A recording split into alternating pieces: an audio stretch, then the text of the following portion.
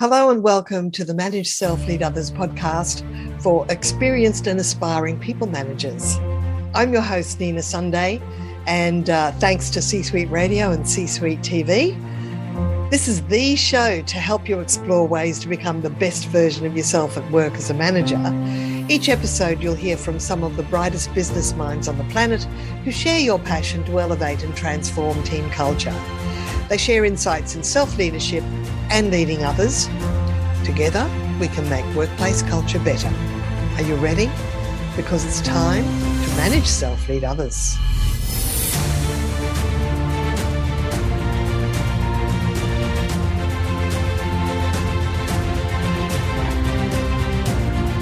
My guest today is Jennifer Eggers, author of Resilience, It's Not About Bouncing Back, co-authored with Cynthia Barlow, and founder of LeaderShift Insights, focused on building adaptive leadership and alignment at some of the most recognized brands in the world. Welcome, Jennifer Eggers.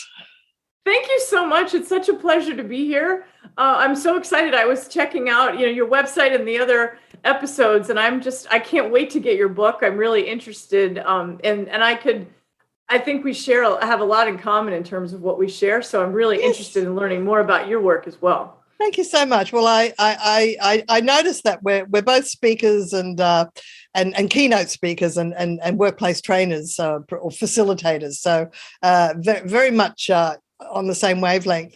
And of course, resilience is definitely a topic, an issue, a theme that managers are focusing on, because I noticed with your book, which is behind me and behind you,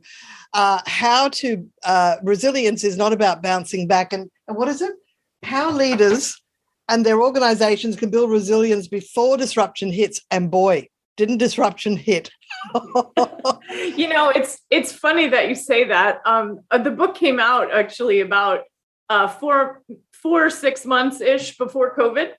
And so I think if I had it to do all over again, I've spent the last 2 years convincing people that you can build resilience in the midst of disruption. And so I think I might change that subtitle if I had it to do all over. You can always change a subtitle. You're absolutely right. Call it the next edition. Right. Exactly. So our audience is mainly leaders, middle managers, and emerging and aspiring leaders. So it's really for anybody working in the workplace.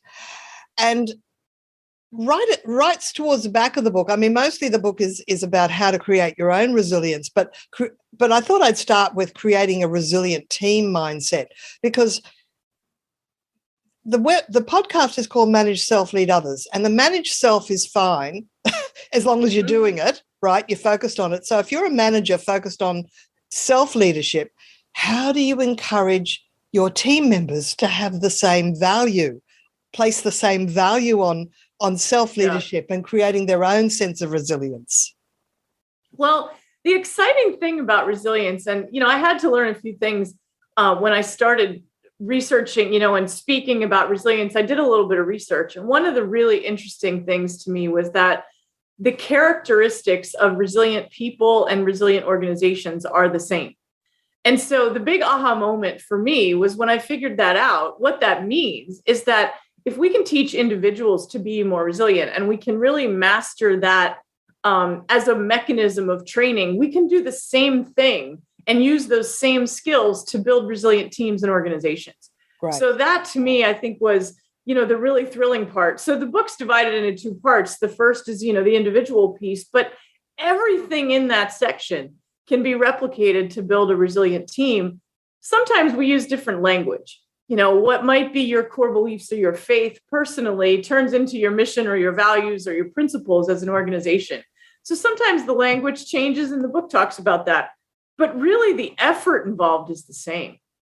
And of course, you talk about resilience not being the same as coping. Can you explain how resilience is not the same as coping? Absolutely. And I think that's particularly relevant right now, and maybe even in as we look at the last couple of years and what we've been dealing with, is that, this environment has just thrown everybody into a tailspin in many ways. And people are coping, right? They have to just kind of get through it. You're working more hours, you're getting Zoom fatigue, you're just dealing with this situation with kids at home and, pets coming, walking across your background and whatever. And so I think when we are immediately hit with disruption, we go into sort of this fight or flight, or what I'll even call survival mode, where it's like we just have to steel ourselves to get through a situation until we can kind of get comfortable. And there's nothing wrong with that. I mean, that is absolutely an appropriate response, but it's not resilience. So, what resilience really is about being energized and elevated by disruption. And so when you are truly resilient, when disruption happens, you have a plan for dealing with it. It's almost like an insurance policy. So a corporation that's resilient, when a disruption happens, they don't have to debate and argue and wonder what's going to happen. They just jump into action because they've already planned for what's going to happen. So what that means is that you can learn from these iterations of disruption and you can actually get better at it. So the disruption makes us better. We come out of it, we're energized because we dealt with it, we figured it out, and we're on to next. We're going to use that lesson. That doesn't feel a lot like what many of us are going through right now. And so what I guess the point is that in situations where coping is called for, cope by all means, right? You do what you got to do to get through. But what we want to try to do is build the resilience so that when you really need it and this disruption keeps hitting you, you're prepared for it. And of course, in Zen stories, they have this saying, when something happens, just say, is that so? It's like, you don't have to catastrophize and go, woe is me, the sky is falling in. Just go, right, and reflect and think about what is going to be your reaction rather than knee-jerk reaction. Is that right? That's a super analogy. And I didn't realize that was a Zen philosophy. So thank you for that. But, as I look at there's three characteristics of resilient people and organizations. One of them is having a firm grasp on reality. So it's not a positive, glass half full or negative glass half empty. It's just, there's water in the glass, right? It's just a firm grasp on what's really going on. And if we don't take that time, to kind of, something happens and you just kind of think, all right, what's really happening here? To get that firm grasp on reality and really ground yourself in the reality of the situation. Well, that's the first step. Can you give us an example of that, maybe where a leader didn't have a grasp on reality and how it impacted the situation negatively? Yeah, I think one of the biggest things is, right now there's a school of thought around optimism, right? So there's all this sort of positive psychology things out there. And this is not to say that doesn't have a place either, right? We want, certainly it's much more joyful and pleasant in your life to be optimistic. But when we go through life with this rose-colored glasses, right? And we just think that everything is great, it's fine, we're just going to sort of pretend everything's okay. It can be disastrous when the reality is very different.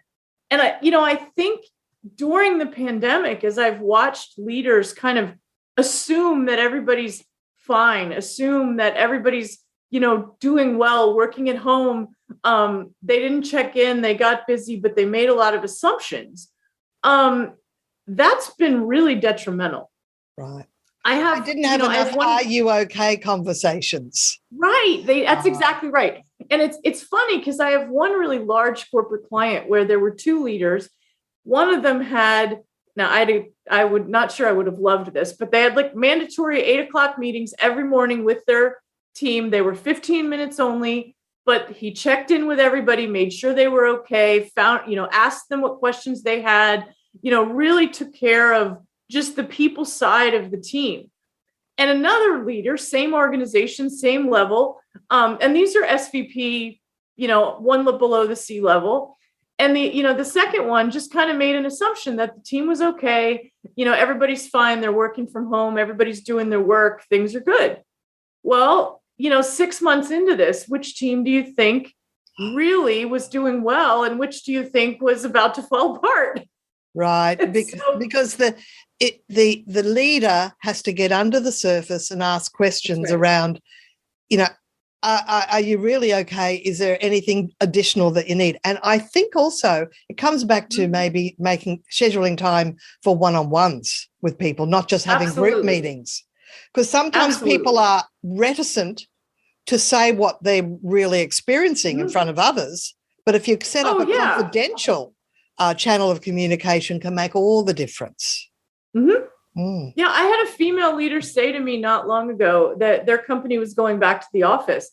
And, I said to her, what is troubling you the most? Like, just personally. And she looked really uncomfortable. And she said, you know what the worst thing is? And I said, what's that? And it's a private conversation. She says, I haven't worn makeup in a year and a half. Like, I don't want to put makeup on. I don't want to wear high heels again.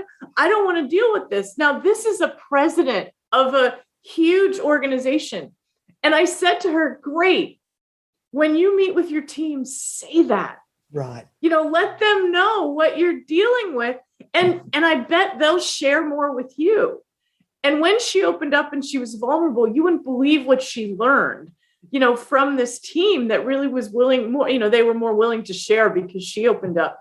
And, she learned all kinds of things about what they were dealing with, some of which, they can deal with, some of which are just going to be what they are, but at least she can acknowledge, what they're going through. Because you definitely mentioned that authenticity is critical to resilience. So you have to bring your authentic self to work, including if you're the team leader. That's right. But you bring up a good point. Actually, I was on your website. One of the first things I noticed was this notion of psychological safety.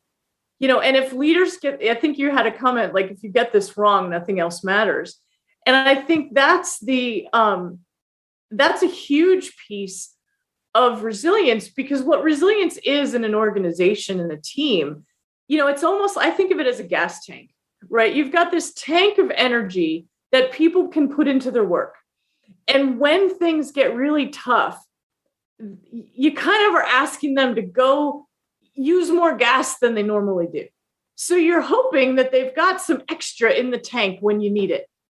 But if they don't have any extra, then they go into coping mode and they're really not resilient and they're not able to bring their best self to work.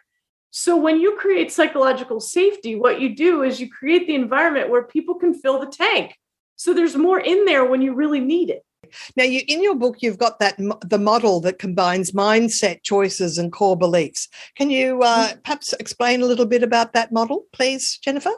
Yeah, sure. So, when I wrote the model, what it really was intended to be is, if you build these components, it's kind of like a personal framework or a team framework, if you apply it to the team, to really be able to build resilience. And so what we find is that resilience is a function of your mindset, your choices, and then underlying all of that is your core beliefs.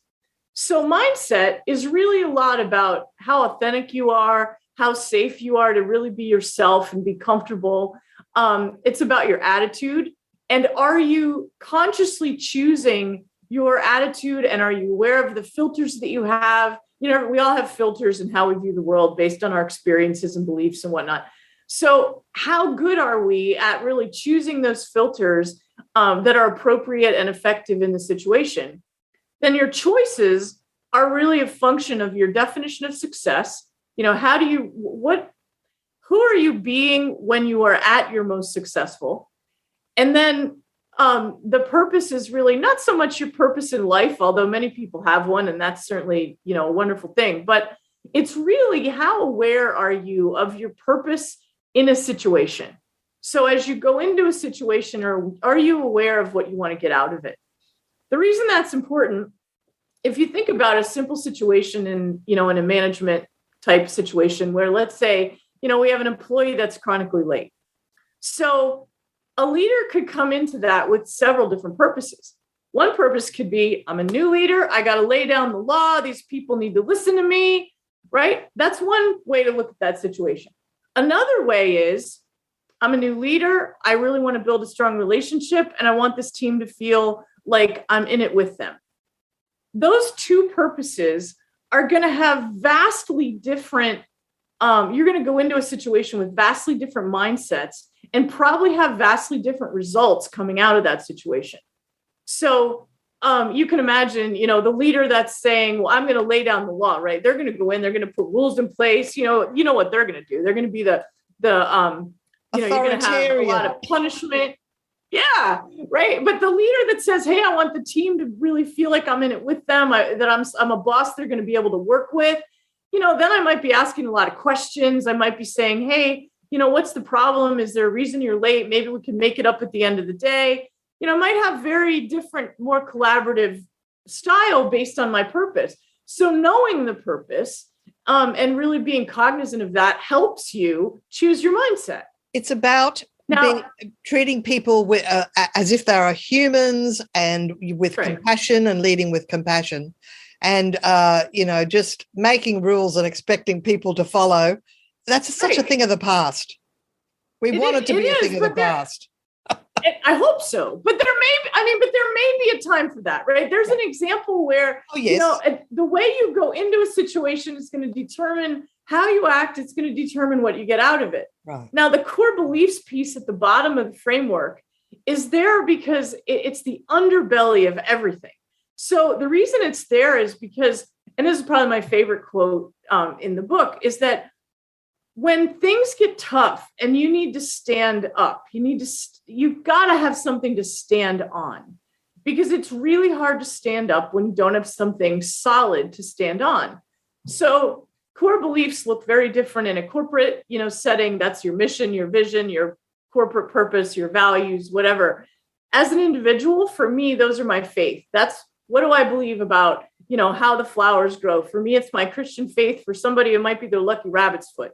Doesn't really matter what it is. What's really important, though, is how true it is for you and how solidly you know what's true for you. And the more you know it to be true, not just believe, but know it to be true for you, the more solid foundation it's going to create, so that when things get tough, you're able to stand up, stand on solid ground, and know what's there. We were talking about authenticity, and I was intrigued by the snicker test. Tell us about the snicker test. How do stop losses work on Kraken? Let's say I have a birthday party on Wednesday night, but an important meeting Thursday morning. So Sensible Me pre-books a taxi for 10 p.m. with alerts. Voila! I won't be getting carried away and staying out till 2. That's stop loss orders on Kraken, an easy way to plan ahead. Go to Kraken.com and see what crypto can be. Not investment advice. Crypto trading involves risk of loss. Cryptocurrency services are provided to U.S. and U.S. territory customers by Payward Interactive Inc., PWI, DBA Kraken. View PWI's disclosures at kraken.com/legal/disclosures. The snicker test actually started with a client that had lots and lots of what I call corporate artifacts. So they had these beautiful kind of placemat looking things that they hung in all their conference rooms. And they talked about these values and these core beliefs, and they had their mission and their vision and their purpose. I mean, they had more corporate artifacts than any company I've ever known. But yet, people didn't take them seriously at all. And so one day I was in a meeting, and it was actually a health insurance company, and they were talking about how the member is the customer and the member is always right. And so that was one of the things that was on all of these, artifacts. The member is always right. That is so old school. The member's always right. We're going to lead with the member and all of this, right? So I'm sitting in a leadership meeting, and somebody had requested a very expensive lab test. And what they had done is they just deferred approving it. And they knew this person needed the test, and they figured that over time, someday they will just pay for it themselves, and then we won't have to deal with it. And so they're talking about this, right? So I said, well, what about the member is the customer? And they all started to snicker. And so what I did was, we were having a leadership meeting not long after that. And so I had them get out all of these artifacts, and we printed them all off on fancy color printers, and I laid them out all over a big table, and I literally got a bag of Snickers candy bars, and I gave them to the leaders, and I said, what I want you to do is put a Snickers bar on the artifacts that make you snicker. because these are the ones that you're not using. And if this really doesn't reflect authentically who you are as a company, can I just clarify? An artifact is like a piece of marketing collateral, like a brochure or a flyer or maybe it doesn't even go to the customer, but it's something that hangs on the wall in the conference room, with pretty colors that talks about who we are. I mean, vision mission yes. was a big push in the year 2000 and after that. So yes. maybe these vision mission statements are a little bit old now. It was ridiculous. But the funny thing is they had so many of them. And I said, I want you to put the Snickers bar on the ones that make you snicker. And it became a thing. Now we do it. I do it with a lot of clients now. And what it does is it helps them sort out which are the values and the statements that we can make that are really authentic, that we're going to stand behind and we're going to use to make decisions, and which are the ones that we just need to get rid of so that we can really be authentic. And what that does is it creates alignment, really clear alignment with the leaders and the team below them, so that no one's laughing at what's on the wall. And when decisions need to be made, they know what to rely on. They know that definition of success. They know that purpose. And what that means is that when the boss isn't in the room, the decisions are made the right way. You do talk about the importance of alignment. And what are some symptoms of lack of alignment, please? Oh, wow. So it's fascinating. When we hear companies talk about, a lot of competition for resources, that's the first clue for me. And that happens in a lot of places where, different functions are vying for, we need our HR system and we need our operations. They want their system, their technology, and then somebody else is fighting for, a different investment. And you have these debates at the leadership team where everyone's fighting for their resources and defending their space. And it's very us and them. It's like, this is what we want. And they're not even considering that maybe the other team has equally important needs. Right. Yeah. Mm. And we also get the other symptom, I would say, is when we get a call and a leadership team will say, well, we need to hash it out. Can you come in and help us hash out our issues? We gotta have this, difficult hash out session where everybody just gets their issues on the table. Oh. And I've been asked to do that, and my answer is usually no. I don't do that. And what would you even call that?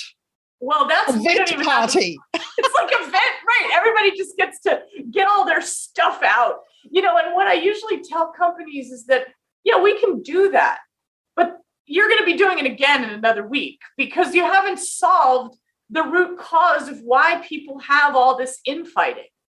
And the infighting is a symptom of the fact that they're not aligned. They, and even with the resources, they're not aligned on the fact. It's a really resilient organization collectively will know what the next investment needs to be to drive the strategy the farthest. And if they're not aligned on their investments and where to put their effort, it's going to be really hard to be resilient because you can't be resilient when you're fighting. And you do talk about authenticity in terms of honesty and not holding back when you want to express an opinion that perhaps like you don't want to hold back because you might hurt someone's feelings. It's like Patrick Lencioni, who wrote The Dysfunctions of a Team. He talks about getting away from artificial harmony and not worrying about fear of conflict. It's speaking your truth. And so you sort of refer to that in your own way. Mm-hmm. Mm.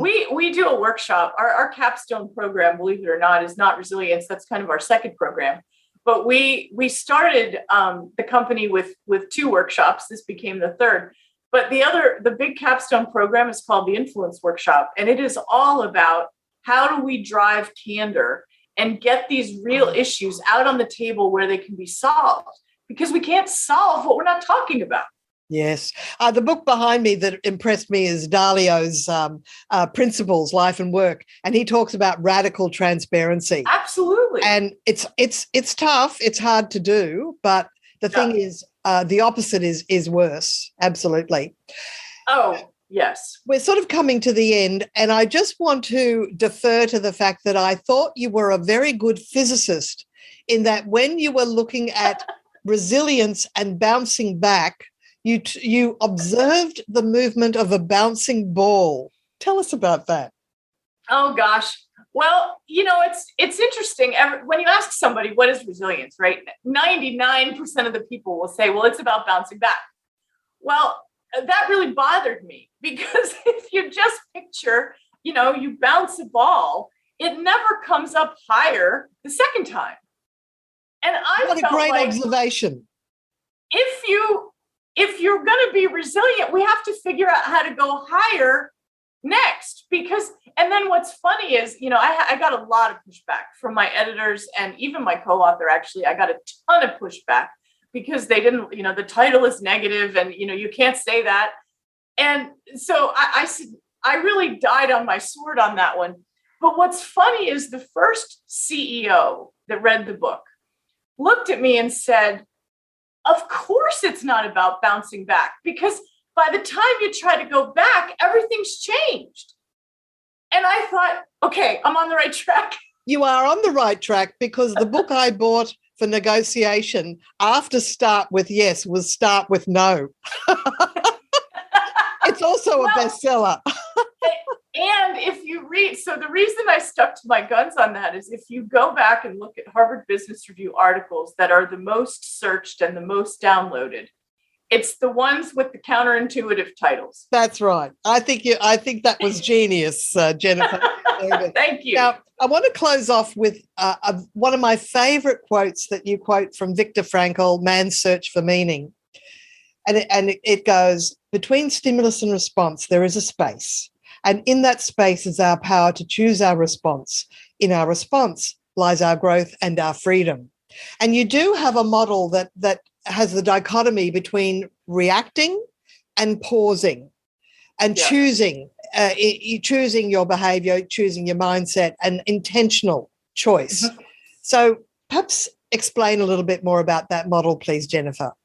Yeah, that's we call that our responsibility model, candidly. And that is really about taking responsibility for the reaction. And what becomes difficult, it's hard to take responsibility for something that you don't think through.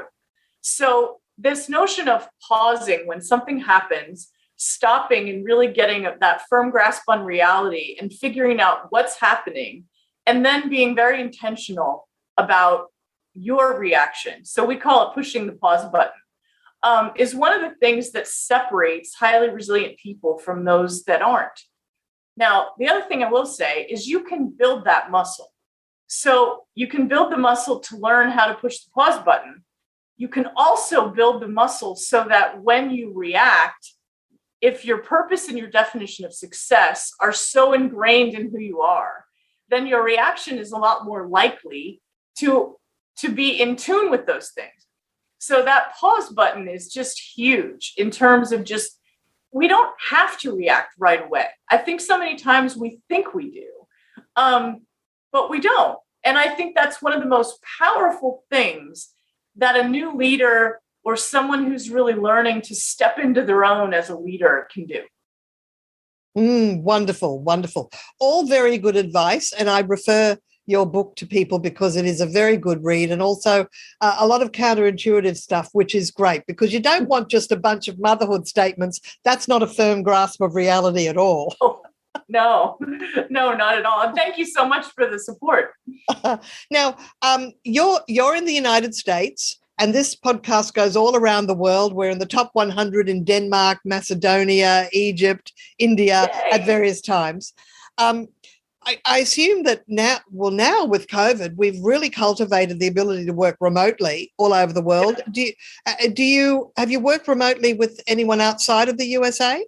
Oh, absolutely. I used to say we've operated in like half the 50 states and 11 countries. Since COVID, I think we've been It's probably more like 20 or 25 countries. What this has enabled us to do, I mean, it's just unbelievable. I have coached, I'm coaching primarily at the C-level now. We've kind of, over the years, it's kind of gone up, but I've got business presidents, business leaders in Malaysia, Singapore, Europe right now that I'm working with, that it has just been, and what's been absolutely amazing to me, and it's just it reiterates, I think, what I already knew, right? But every time I meet with these people, we're dealing with the same issues everywhere. All over the world, different cultures. We're all humans. That's what's in common. That's been absolutely an amazing, lesson that I've learned all over again as a result of the pandemic. I mean, just dealing with some of these things, leaders all over the world dealing with very similar things, and it just brings us closer together. And it works virtually. I mean, we've not missed a beat. Virtual, all our workshops are virtual. All our coaching is now virtual. I used to be on a plane 3-4 times a week. And it's been fantastic to not have to do that, quite frankly. I know we took it in our stride at the time, but now we go, phew, I can work from home. I can work from my studio and get the same result, basically. Right. And it's we really are. Yeah. And sometimes I get even better results, which is just astounding to me. You're absolutely right. I find that too, Well, look, it's been a true pleasure and a joy speaking with you, Jennifer Eggers. And what's the website that people will find you at? Oh, it's LeaderShiftInsights.com. So just know that it's LeaderShift, not ship. Yeah, LeaderShiftInsights.com. And thank you so much, Nina. This has really been fun. And I really look forward to getting to know you better as well. Oh, wonderful, Jennifer. Yeah, well, across the miles, it's been fabulous meeting you this way. And our conversation was fabulous. I trust everybody's enjoying it. So all the best, and we'll see you next time. Likewise. Thank you so much. This episode, we've been speaking with Jennifer Eggers on the Manage Self Lead Others podcast for experienced and aspiring people managers. I'm your host, Nina Sunday. Thanks for listening. Until next time.